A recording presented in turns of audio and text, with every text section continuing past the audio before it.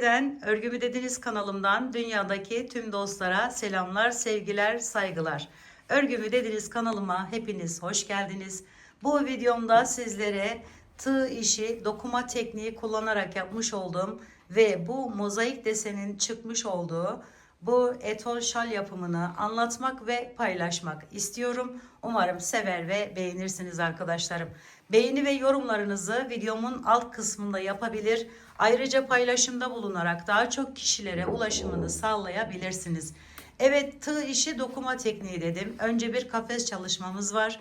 Ardından dokuma tekniği kullanarak yapmış olduğumuz, görmüş olduğunuz bu deseni nasıl yapıldığı bütün detayları ile videoda mevcut arkadaşlarım. Evet, gördüğünüz gibi bir güzellik ortaya çıkıyor. Uzaktan daha net belli oluyor. Şöyle göstereyim sizlere iyice. Evet. Böyle yeni başlayan arkadaşlarımın dahi yapabileceği kolaylıkta bir çalışma. Sadece birazcık oyalayıcı arkadaşlarım. Şimdi gelin hep birlikte bu güzelliğin nasıl yapıldığına geçelim arkadaşlarım. Şalımı yaparken kullanmış olduğum ipim şöyle sarma bir ip arkadaşlarım. Şöyle gördüğünüz gibi pullu. Üzerinde ise şu düz olanını kullanacağız.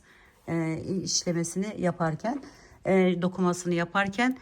Tığım ise 3 milim oldu. Şimdi önce bir kafes çalışması yapacağız. Şu şekilde.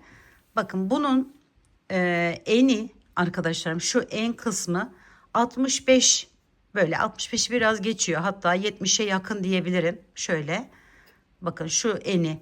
Bunu ne kadar isterseniz o kadar uzunlukta yapabilirsiniz. Sadece size fikir olsun diye ben bu şekilde gösteriyorum. Boyu ise bakın şu uzunluğu ise toplam 165 santim arkadaşlarım.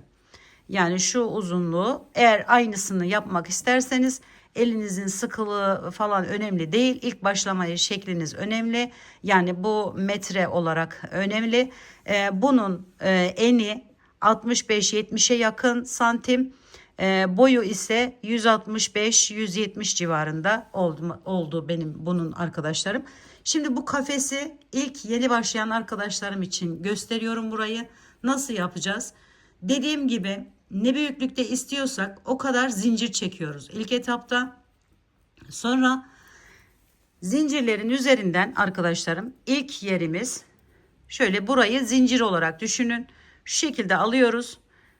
Şöyle bir tane buraya kenara ikili trabzan yaptıktan sonra bir zincir, bir ikili trabzan. Burayı zincir olarak düşünürseniz direkt zincirimizin üzerine bir tane aşağıdan atlayıp bir tane ikili trabzan şeklinde yapıyoruz.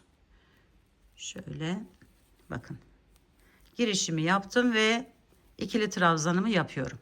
Şöyle bir zincir, bir ikili trabzan şeklinde kafeslerimizi oluşturuyoruz. Diğer ipimizle de arasından biraz sonra dokunma işlemine geçeceğiz. Şu şekilde arkadaşlar. Dönüşte yine bakın aynı bu şekilde yerimiz oldu. Şöyle buralardan alarak dilediğimiz uzunluğa gelene kadar hiçbir değişiklik, hiçbir başka işlem yapmadan bunları yapıyoruz.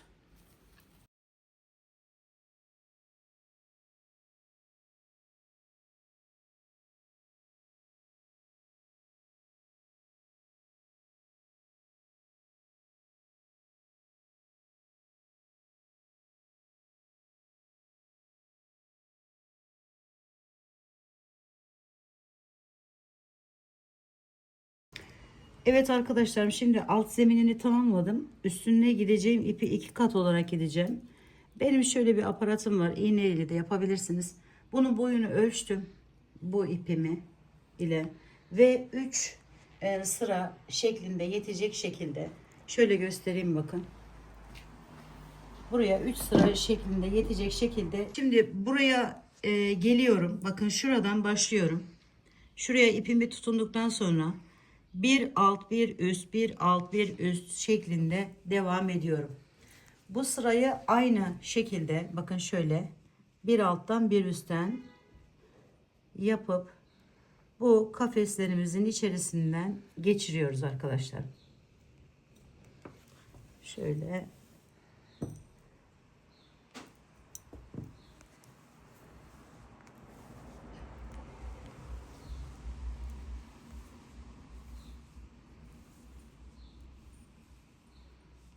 Evet.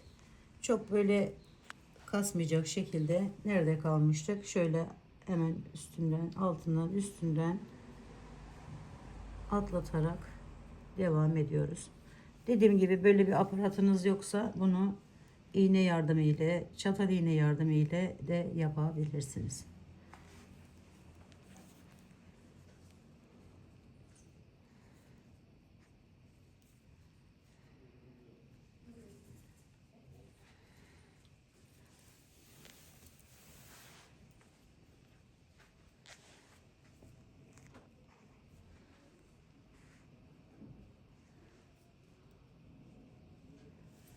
Evet, son yere geldim.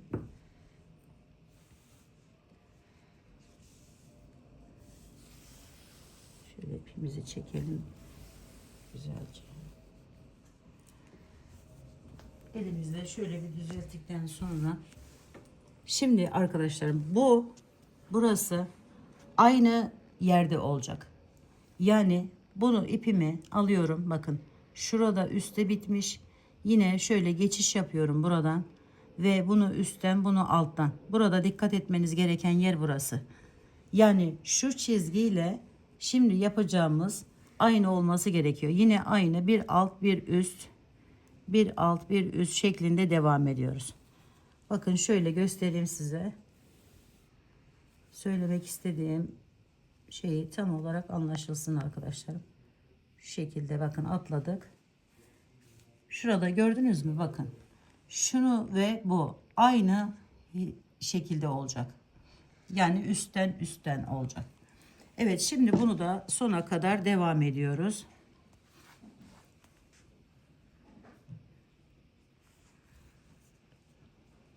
Şimdi bakın şu iki sırayı bu şekilde yaptık. Aynı yere bakacak şekilde. Şimdi sona geldim. Sona geldiğim yerde bunu değiştireceğim. Buradan bakın şöyle giriş yapıyorum. Bunu üstten aldım. Alttan, üstten, alttan, üstten, alttan şeklinde devam ediyoruz. Üçüncü sırayı. Şöyle çekelim. Şimdi tam olarak anlaşılacaktır. Bakın. Tam tersi. Gördünüz mü? Bakın şu iki sırada aynı yerde, bu sıra bu tarafta. Burayı da bu şekilde devam ediyoruz.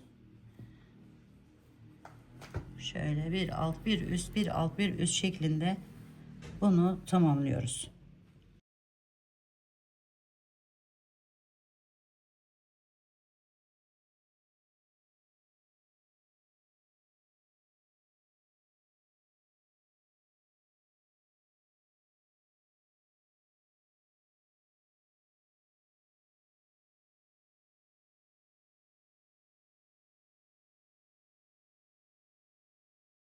Satır atlamamaya özen gösterin arkadaşlarım. O zaman olmaz. Zaten yaparken şöyle kontrol edebilirsiniz. Yani bakın şu şekilde. İkisi dışarıda, birisi içeride. Bakın.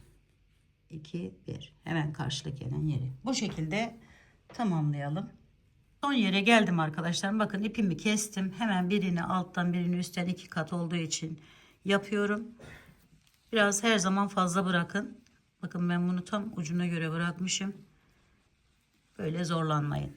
Şimdi geçelim diğer şeye, diğer sıraya. Bakın ipi ölçmesini de göstereyim ben sizlere. Şu şekilde bir ucunu hemen buraya bağlayalım. Hemen yanındaki karemizin içerisinden giriş yaptık, bağladık.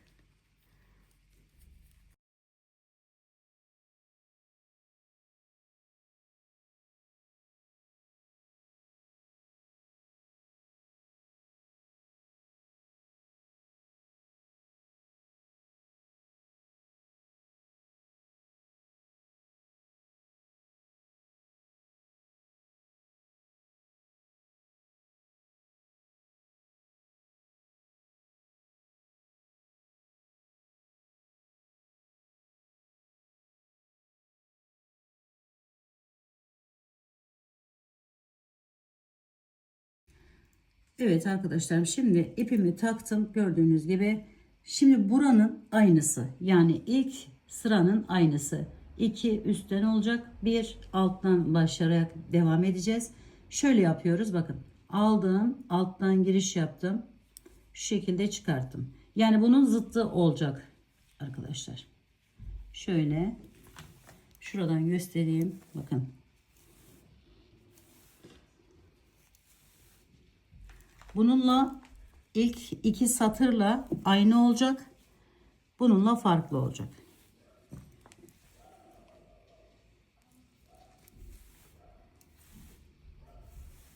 Geri dönüşü de aynı. Yani ilk başta yaptığımız şu işlemi böyle 2-1 2-1 şeklinde, bakın şöyle 2 1 burada, 2 olacak, 1 burada olacak. Bu şekilde yapıyoruz arkadaşlar. Bütün hepsini aynı şekilde tamamlıyoruz. Evet arkadaşlarım, gördüğünüz gibi bütün her yerine aynı işlemi uyguladık. 2 sıra aynı, 1 sıra farklı, 2 sıra aynı, 1 sıra farklı şeklinde bakın şöyle devam ettik. Şimdi ilk başlarken dediğim gibi ipi buralardan takarsanız arkadaşlarım, gidiş geliş yaparak 3 sırayı tamamlayıp şaşırma ihtimalinizi de azaltmış olursunuz. Onu söylemeden geçmeyeyim. Şimdi böylesine gidiş geliş yapacağız arkadaşlar. Yine 3 ve yine aynı şekilde olacak. Yine ipimizi alıyoruz şu şekilde. Önce bir ölçüyoruz. Biraz fazla tabii ki de. Daha sonra o fazlalıkları yok edebiliriz arkadaşlar. Gördüğünüz gibi hiçbir fazlalık kalmadı burada. Şöyle ölçtüm, bakın. Bir ölçü aldım. Hemen bunu tutuyorum. Şöyle. Bu bir boyum oluyor. Bir tanesi oluyor. Sonra açtım bunu. 2 kat yapacaksanız bu şekilde. Kalın bir ip kullanacaksanız 2 kat yapmanıza gerek yok arkadaşlar. Şöyle 2 ve 3. 3 defa gidiş geliş yapacağımız için bu şekilde yaptık. Sonra ipimi kesiyorum. Ve bu ipimi arkadaşlarım şöyle aldım. 2 ucunu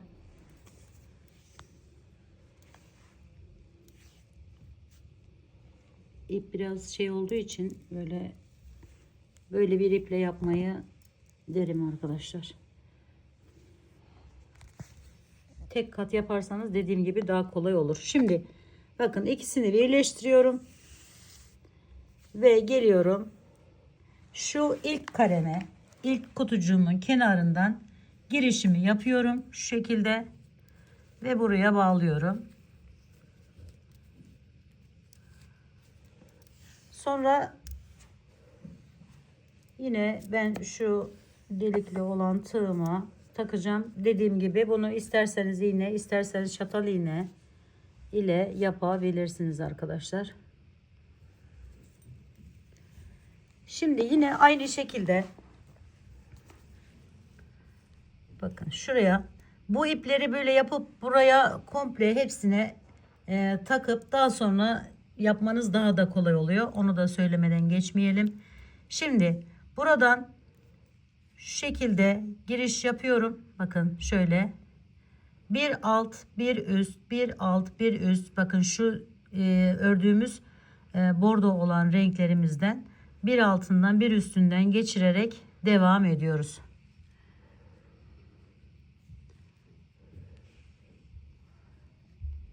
Şu şekilde.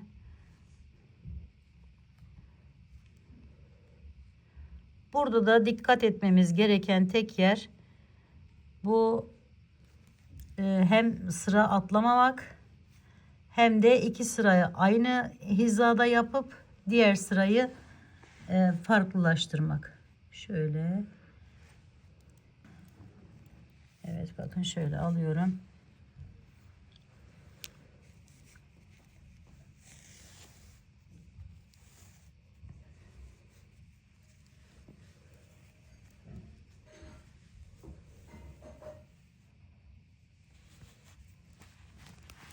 Şöyle siyah iplerde bakın alta gelen yerde altta kalıyor. Üste gelen yerlerde üste çıkartıyoruz. Bakın şöyle şu şekilde.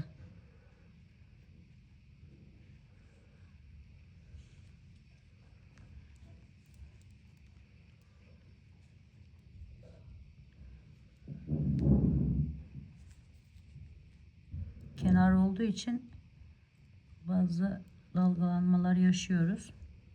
Sıkıntı değil.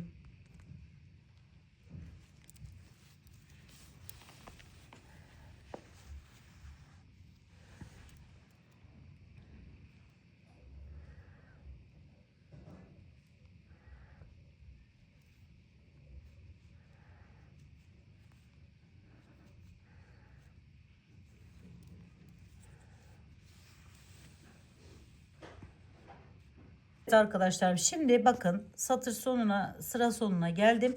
İkinci sıradan devam edeceğim.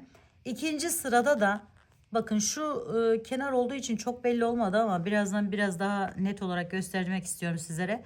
Şu atladığımız yer mesela şurası üstte kalmış. Aynı bu hizada devam ettireceğiz. Bakın şu hemen kenardan şöyle girişimi yapıyorum. Buradan çıkartıyorum ve yine bir alt bir üst şeklinde devam ediyorum. Ama sadece dediğim gibi burada dikkat etmemiz gereken yer şu yerlerin üstte bir önceki sıradaki gibi olması.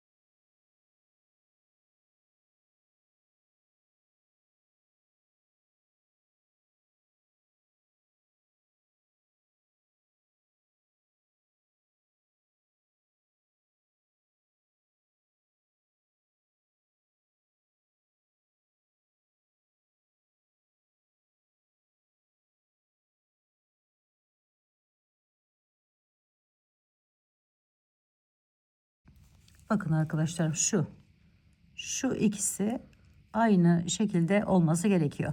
Şimdi iki sırayı bu şekilde tamamladıktan sonra üçüncü sırayı tam tersine yapacağız.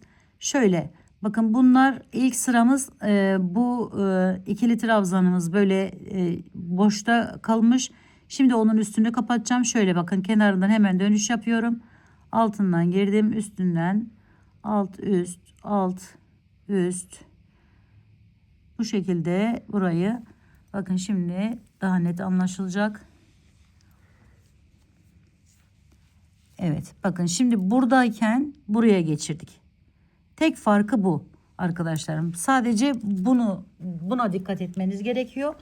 Böyle yine aynı diğerleri gibi şöyle bir alt bir üst şeklinde devam ediyoruz.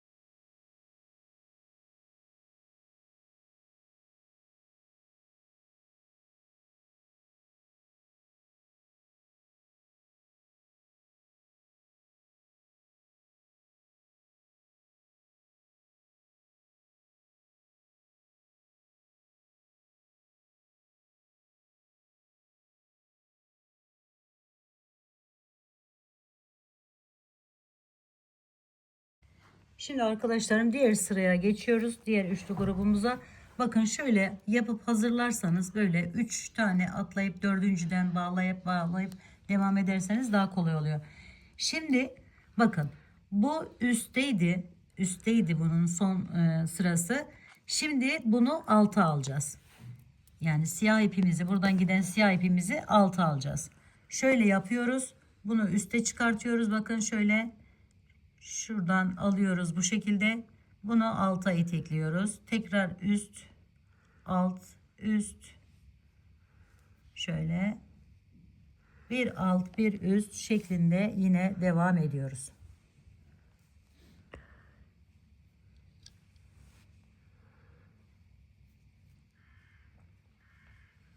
Diğerinde de yani geri gelirken de aynı şekilde olacak. Aynı başladığımız gibi devam edeceğiz yani. 2 sıra aynı yapacağız. 3. sırayı değiştirerek yapacağız.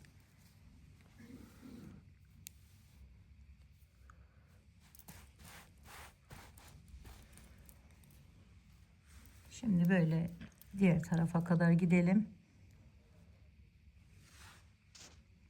Bir diğer sıraya geçiyorum. Yine dediğim gibi burayla aynı şekilde yapacağız. Şöyle yani üstte olacak ilk başlangıç yerim.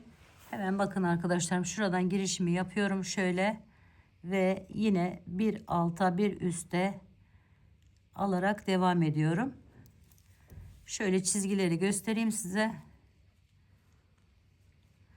Bakın şöyle gördünüz mü? Aynı hizada. Şu anda şu yan olanları yapıyoruz. Aynı hizadalar. Yani aynı yerden, aynı hizadan nasıl başladıysak o şekilde devam ettiriyoruz. Şöyle bir alt bir üst. Diğer sırada sadece onun yerini değiştiriyoruz.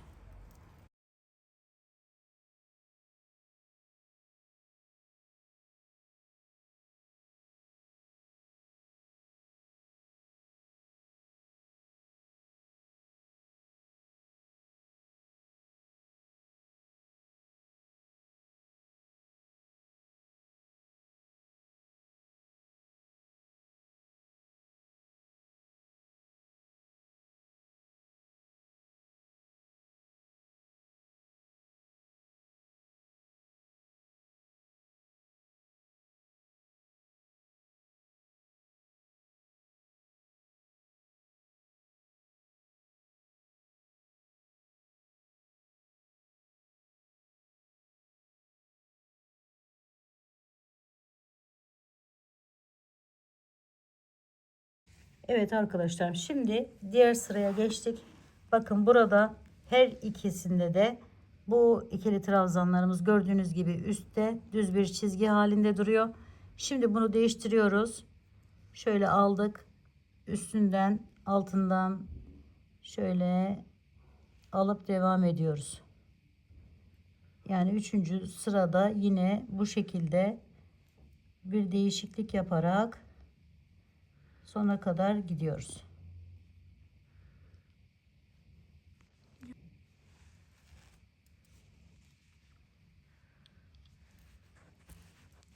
Bakın şu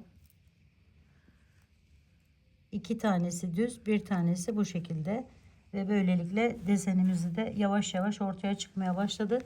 Bu şekilde devam ediyoruz arkadaşlarım. Buralar anlaşılmıştır diye düşünüyorum. Bakın şöyle bir yer oluşturmaya başladık. Bu sıradan sonra şu sırada tamamlayacağız. Evet, devam edelim. Bu şekilde yapalım. 2 sıra aynı, bir sıra farklı, bir satır atlatarak devam edeceğiz arkadaşlar. Evet arkadaşlarım, dokuma işlemini tamamladım. Şöyle bakın, uzaktan da göstereyim sizlere. Ve uçlarına şöyle püskül çalışması yaptım. Gördüğünüz gibi. Bir de şu kenarlarını arkadaşlarım aynı renk iple ters sık iğne tekniği kullanarak çevirdim ki daha düzgün dursun diye. Ve şalımız, etol şalımız bu şekle, bu hale geldi. Umarım sevmiş ve beğenmişsinizdir arkadaşlarım. Yapacak olan arkadaşlarıma şimdiden kolaylıklar diliyorum. Örgümü dediniz kanalıma abone olmayı, beğenmeyi, yorum yapmayı, paylaşımda bulunmayı unutmazsanız çok mutlu olurum. Bir dahaki en farklı, en değişik örgü model, teknik ve tasarımlarında görüşmek üzere. Hoşça kalın. Sağlıkla kalın. Allah'a emanet olun arkadaşlar.